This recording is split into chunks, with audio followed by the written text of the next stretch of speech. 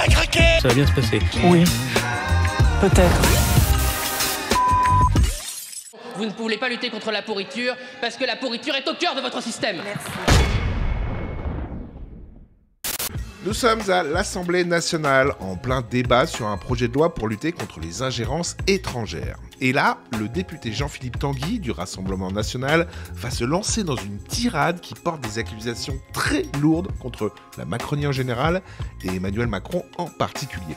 Voilà, je vous laisse écouter, c'est une charge hallucinante. Le démantèlement d'Alstom a effectivement commencé quand je me retrouvais chez General Electric avant 2012 et pas après. Tous ceux qui ont essayé de me faire passer pour un fou depuis des années en disant que ça avait commencé après mon départ en auront pour leur argent.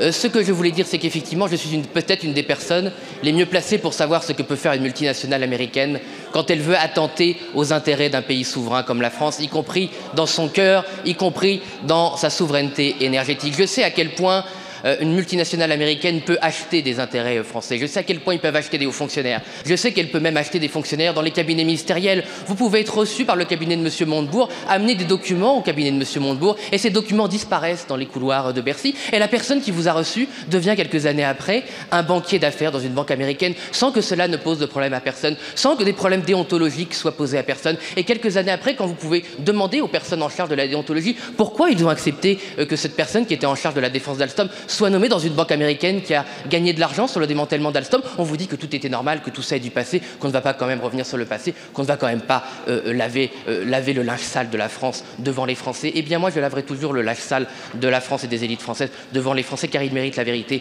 Et peut-être qu'un jour, nous aurons la vérité d'Alstom. Peut-être qu'un jour, le parquet national financier pourra établir si oui ou non M. Macron a été un agent des États-Unis pour vendre Alstom, a été un agent pour l'équiger technique à la fin. Peut-être qu'on le saura, peut-être qu'on le saura. D'accord.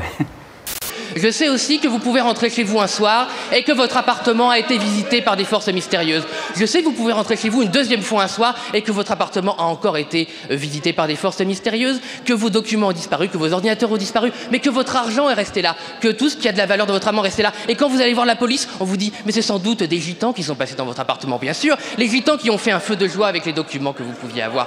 Je sais aussi qu'est-ce que ça peut faire, et mon collègue Thomas Ménager est là derrière moi, c'est lui qui m'a récupéré, qu'un soir, non mais ça peut vous intéresser peut-être, car c'est la vérité, chers collègues, qu'un soir, vous quittez le travail à 22h un samedi soir et puis vous êtes pris dans une rue sombre, vous êtes agressé au couteau, vous êtes mis à terre, quelqu'un qui parle anglais vous enfonce sa lame dans la paupière en vous disant que si vous allez voir la police, il va vous tuer. Et voilà, ça vous fait rire? Ça vous fait rire? C'est ce qui m'est arrivé. Ah ouais?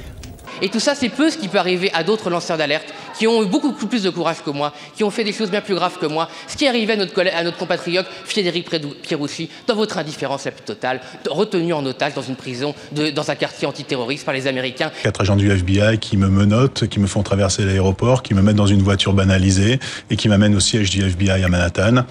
Là, je suis accueilli par un procureur qui me dit que Alstom, donc mon employeur, ne coopère pas avec la justice américaine, que Alstom est sous enquête depuis plus de 3 ans et qu'ils ont perdu patience et qu'ils ont décidé de taper très fort en m'arrêtant. Personne n'est au courant? Si, j'en ai entendu parler, moi. Il n'y a pas un seul ici qui a été élu en 2014, en 2015, qui a levé le petit doigt pour M. Pierucci, pas un seul d'entre vous. Vous n'en avez rien à voir. Je parle des macronistes. Vous n'en aviez rien à faire. Et vous n'en avez d'ailleurs toujours rien à faire des années après. Vous n'en avez rien à faire. Vous n'en avez rien à faire que Julien Assange, qui a alerté la presse occidentale, soit retenu dans des conditions inhumaines, des conditions qu'on accepterait pour personne d'autre. Mais vous les acceptez pour les États-Unis, car vous n'avez aucun principe.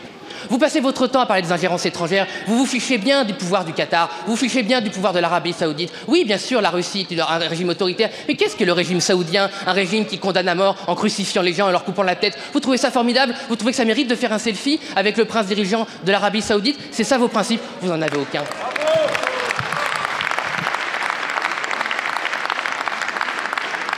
Il vous a fallu 7 ans pour découvrir qu'il y avait un problème d'ingérence en France, à ça, pour faire le tour des médias, pour faire peur aux Français aux élections, pour dénoncer les oppositions, ça y a du monde. Mais 7 années pour faire une petite loi, que tous vos mensonges, vos montagnes de mensonges, accouchent de cette souris ridicule qui ne servira à rien. Vous avez demandé aux espions et à ceux qui veulent faire des méfaits en France de s'inscrire sur un registre. Mais bien sûr, les espions, les agents chinois, russes, saoudiens, qataris vont s'inscrire sur votre registre, vont vous prévenir qu'ils vont détourner l'intérêt des Français et ils vont peut-être vous demander l'autorisation.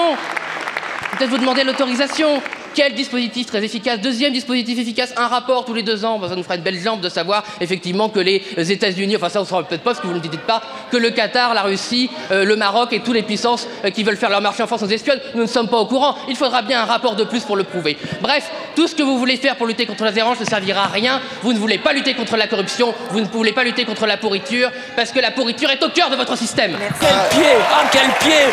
Oh putain! Pendant que je vous tiens, le top des humiliations de Macron en 2023 est arrivé. Je vous le conseille fortement, ça fait du bien.